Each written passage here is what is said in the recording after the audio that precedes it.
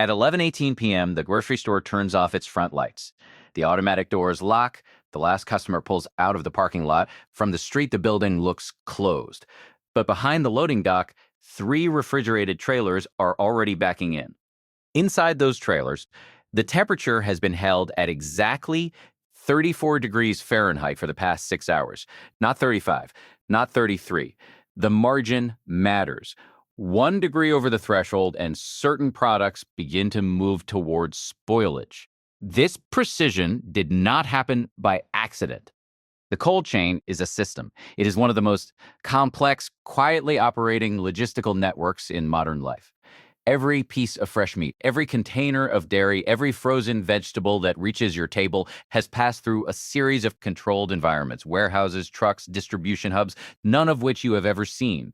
Tonight, we are going inside, not through the front door, through the dock, through the loading bay, down the corridor where the temperature drops by 20 degrees in 8 steps, into the operational interior that runs every night, every weekend, every holiday, whether you notice it or not.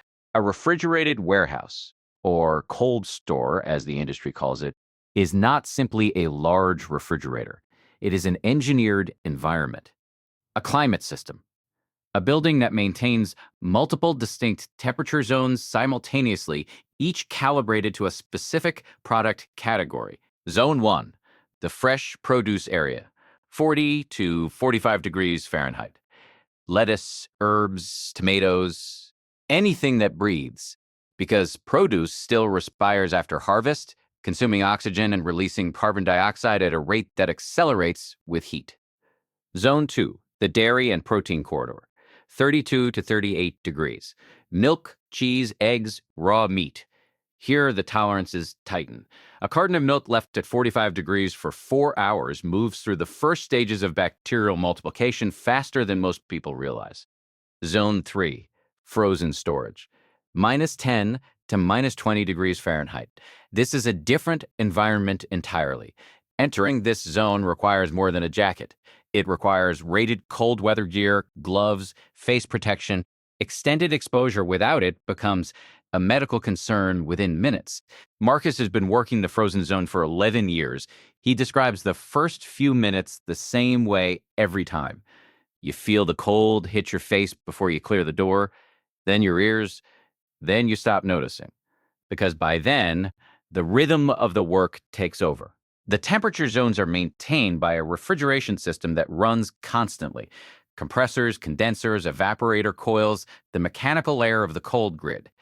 In a facility of this size, the refrigeration plant consumes more electricity than a small neighborhood. But electricity is not the only resource this system demands. Refrigeration requires water. For cooling towers, for condensate management, for humidity control in certain zones, the water bill at a mid-sized cold storage hub can exceed the water consumption of a medium-sized hotel. The network does not begin here. It begins at the source, the farm, the slaughterhouse, the processing plant. The moment a product is harvested or processed, the clock starts. From that moment forward, every decision about where that product goes and how fast it moves is governed by one variable above all others: temperature. Consider a head of lettuce. It is harvested in Salinas Valley at 6 a.m. Within 90 minutes, it is in a field packing station, trimmed, bagged, and placed into a ventilated crate.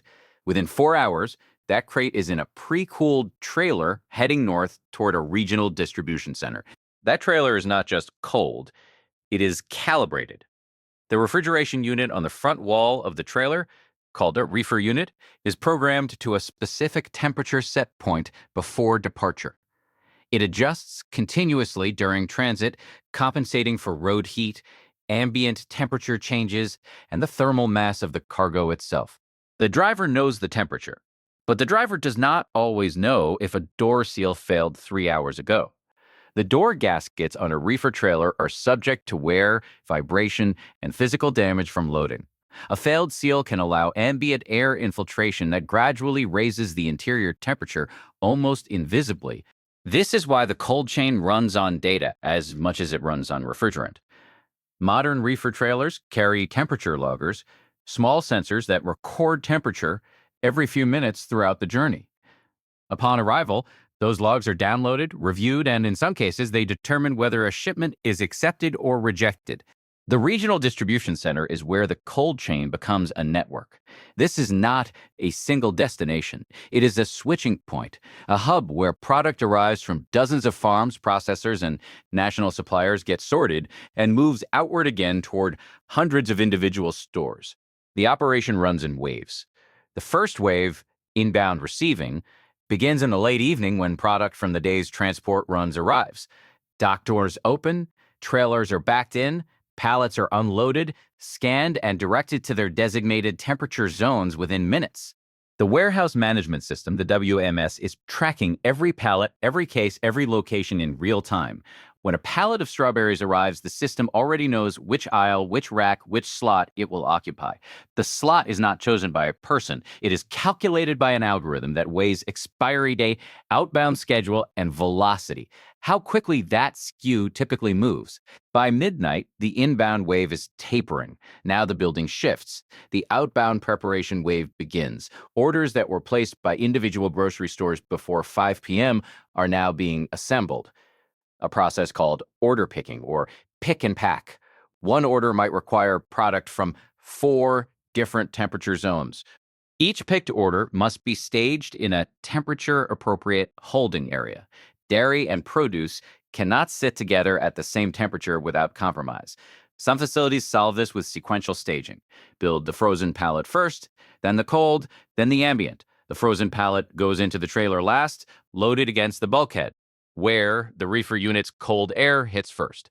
Around 2 a.m., the outbound loading begins. This is the tightest window of the night.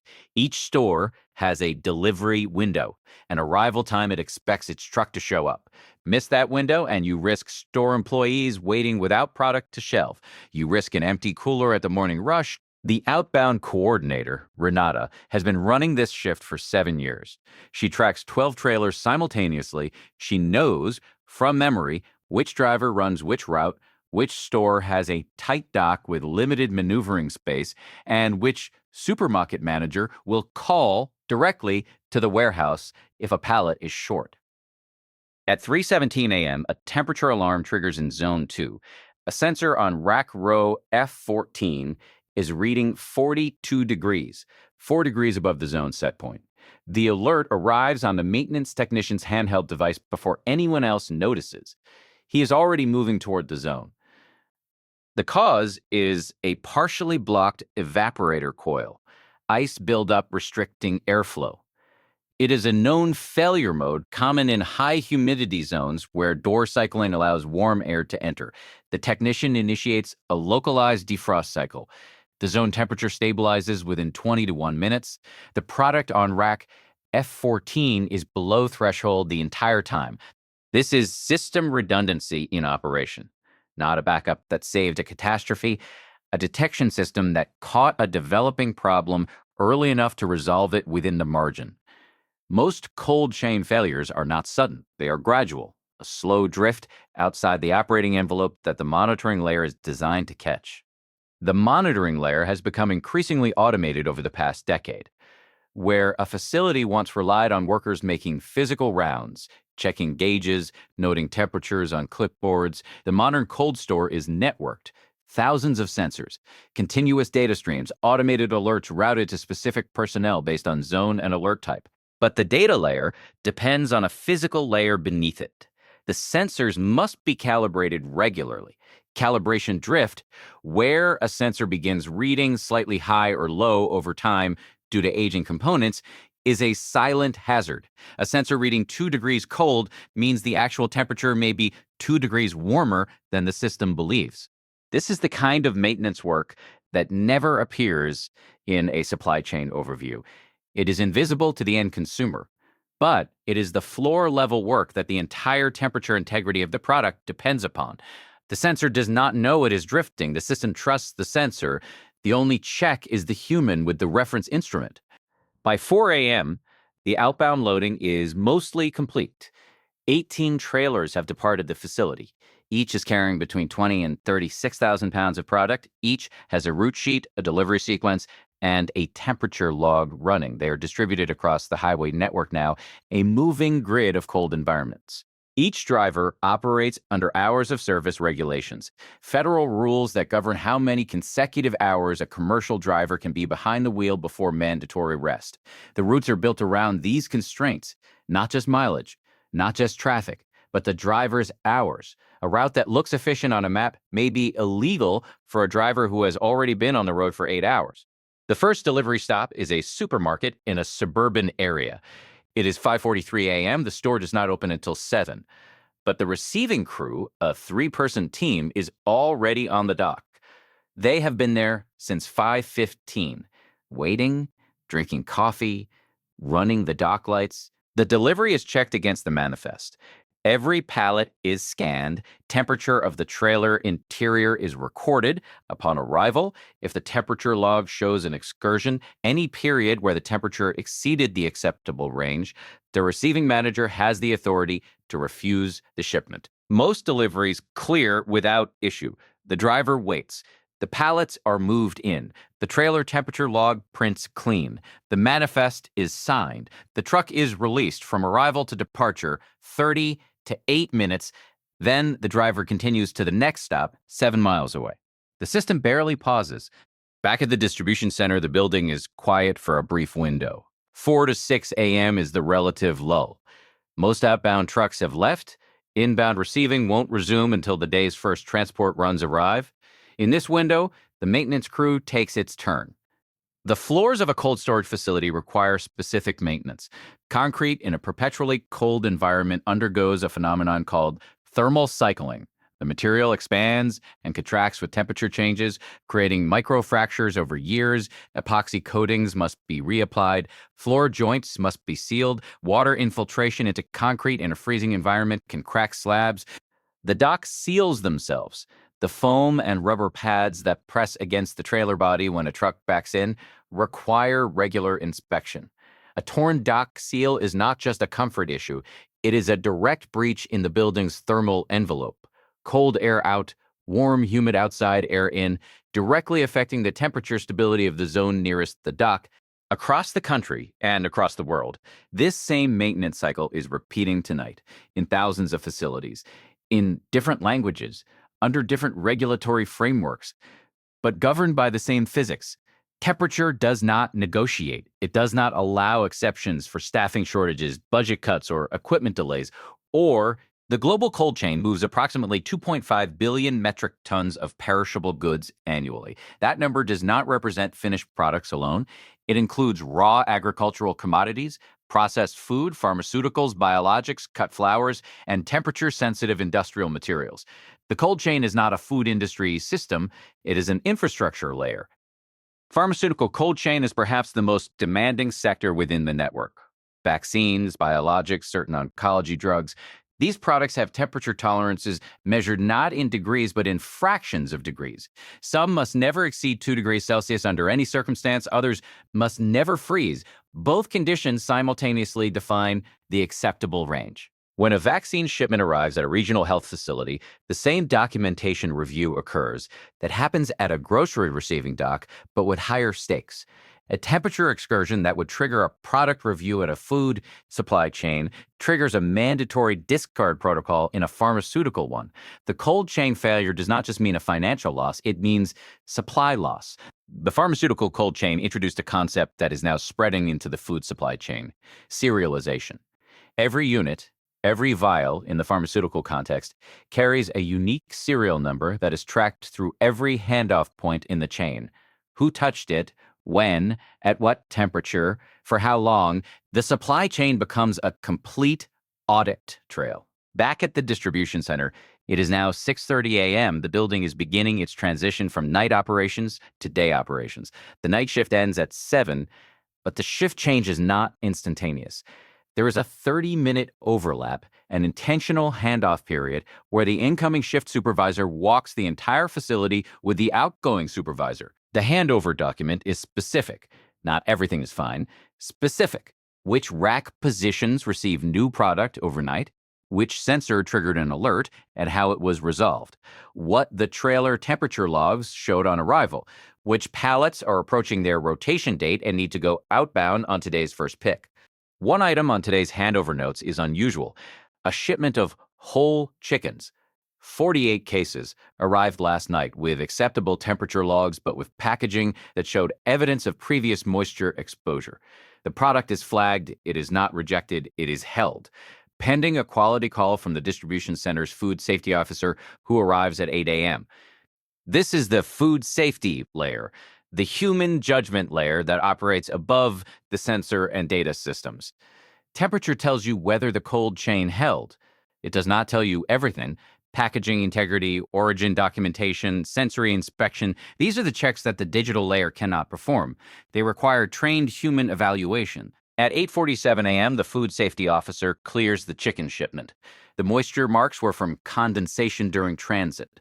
Normal in a trailer moving from a cold region into higher humidity ambient air. The packaging is intact. The product is within specification. The hold is lifted. The pallet goes to the pick queue within the hour. As morning progresses, the distribution center's rhythm changes. Day shift operations are heavier on inbound receiving. The day's agricultural products arriving from overnight processing runs need to be received, zoned, and slotted before midday.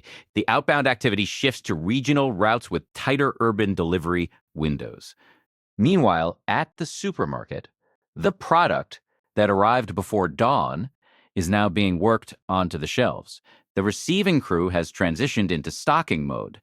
The cases they unloaded in the dark at 5:43 a.m. are now being opened, rotated, and placed onto refrigerated display cases under the store's customer lighting. The shopper who enters at 7 a.m. sees a full, organized, temperature-controlled display. She does not see the refrigerated trailer that backed into a dock in the dark 4 hours earlier. She does not see the night crew that unloaded it. She does not see the distribution center that assembled the order the night before. She sees fresh food. The cold chain continues operating through the day, but it does not remain static. The outbound schedule is different at noon than at 2 a.m. Urban delivery windows are tight. Some retailers in dense city environments accept product only between specific hours, governed by city noise ordinances, loading zone regulations, and store operational schedules. Restaurants receive refrigerated product through the same cold chain network as grocery stores, but on a different schedule, with different order sizes and often with higher product specificity. A high-volume restaurant kitchen might receive product 6 days a week. Each delivery is a managed handoff from the cold environment of the truck to the cold storage of the kitchen. The restaurant walk-in is its own cold chain node. It has its own temperature management, its own rotation system, its own monitoring requirements. Some jurisdictions require restaurants to log walk-in temperatures twice daily. Health inspection records include temperature logs as primary documentation. The cold chain does not end when product enters the kitchen, it continues. The cold chain touches institutions you may not think of as food operations. Schools, hospitals, prisons, military bases. Each receives regular refrigerated deliveries. Each has cold storage infrastructure.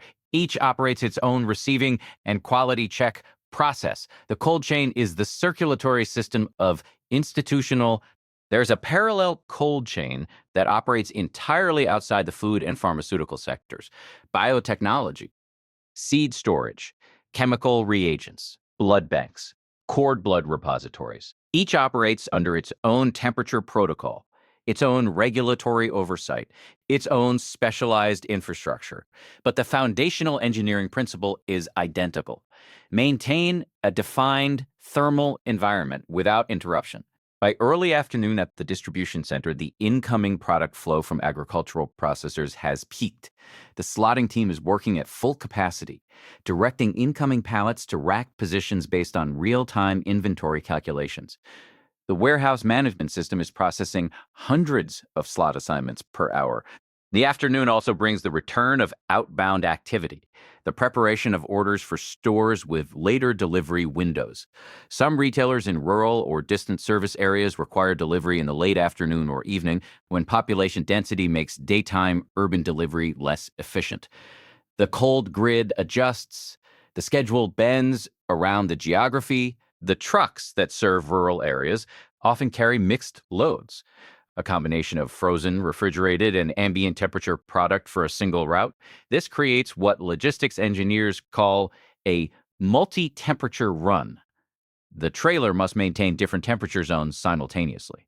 The loading sequence is precise: frozen at the bulkhead, refrigerated in the center, ambient nearest the door. As the afternoon shift continues, one of the facility's refrigeration compressors begins showing elevated discharge pressure. Not a failure, not an alarm condition, a trend.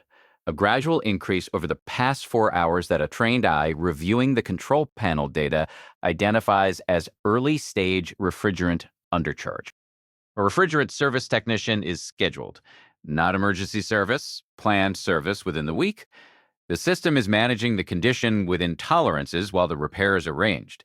This is the difference between reactive maintenance, fixing what failed, and predictive maintenance, addressing what is trending toward failure before it gets there. By late afternoon, the day's temperature logs from the distribution center's monitoring system are complete for the past 12 hours. Every zone, every sensor, continuous data from midnight to noon. The data is stored, backed up, and retained, typically for a period of 2 years, as a compliance record. If a food safety incident is traced back to this facility, the temperature history will be evidence. The evening hours bring a quieter period for the distribution center, not idle, but lower intensity. Secondary picking continues. Maintenance crews begin their scheduled zone inspections. The refrigeration plant is checked.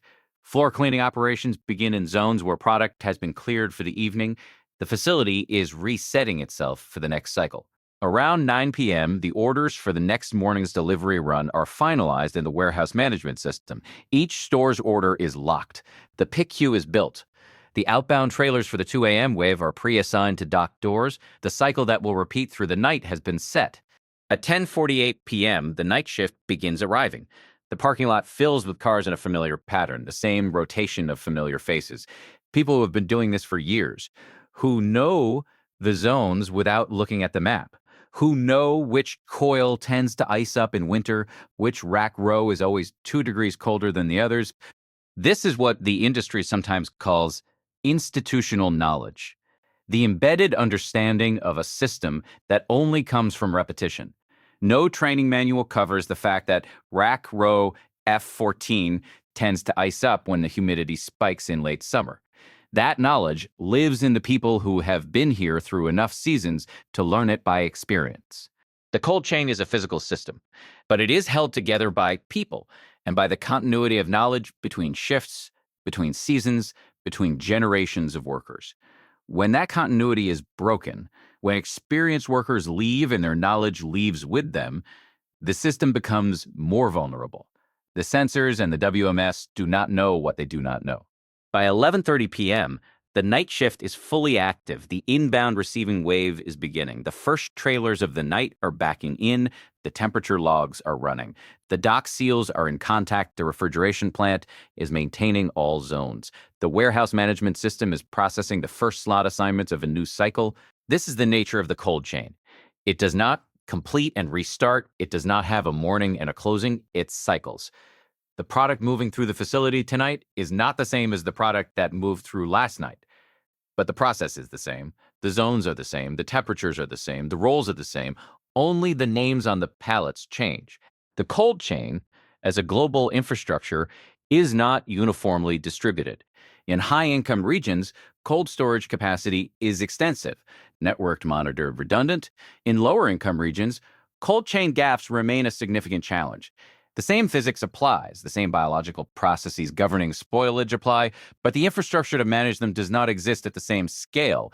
The global food waste figure that is often cited, approximately 1/3 of all food produced is lost or wasted, is not entirely a cold chain failure. But cold chain gaps are a significant contributor. Product spoiled in transit, product that cannot be stored long enough to reach a distant market, product that arrives at a receiving point with no cold storage to move into. The expansion of cold chain infrastructure is one of the more consequential logistics engineering challenges of the coming decades. Not because the technology is new, the engineering is well understood, but because building and operating cold storage at scale requires sustained capital investment, reliable power infrastructure, trained technical workforce, and regulatory frameworks that ensure food safety standards are maintained. Back inside the running facility, it is now nearly 1 a.m. The building is at peak night shift intensity. Every dock is active. Every aisle has a forklift operating. The temperature displays are stable. The zones are holding. The monitoring system shows clean readings across all sensors. Tonight, the system is working. The cold grid does not announce itself. It does not ask for acknowledgement. It does not close for weekends or public holidays. On Christmas morning, when families open their refrigerators, the product inside arrived at a refrigerated truck driven by someone working a holiday shift, received by someone on a receiving dock at 4 a.m., moved by someone in an insulated jacket in a freezer vault. The chain did not pause. The people who worked these systems, the shift supervisors, the maintenance technicians, the receiving managers, the forklift operators, carry the cold chain forward through repetition, through institutional knowledge, through the accumulated understanding of systems that have been operating long enough to develop their own specific failure patterns and rhythms. They are not invisible because they are unimportant. They are invisible because the system works so consistently that the work itself disappears into the result. At 6:52 a.m., the first light touches the distribution center's roofline.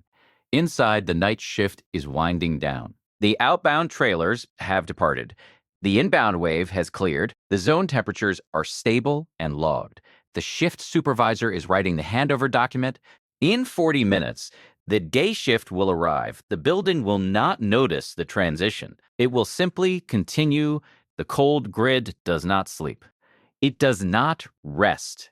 It maintains its temperature and its rhythm and its invisible, essential presence. 1 degree at a time, one shift at a time, one pallet at a time, so that the world it serves can function as if none of this were necessary at all. Under this video, there's a subscribe button. It's a small action, but it helps reveal the systems most people never notice. If you're curious about how everyday life actually functions, consider subscribing and tell us, where are you watching from? Have you ever worked behind the scenes of a system like this?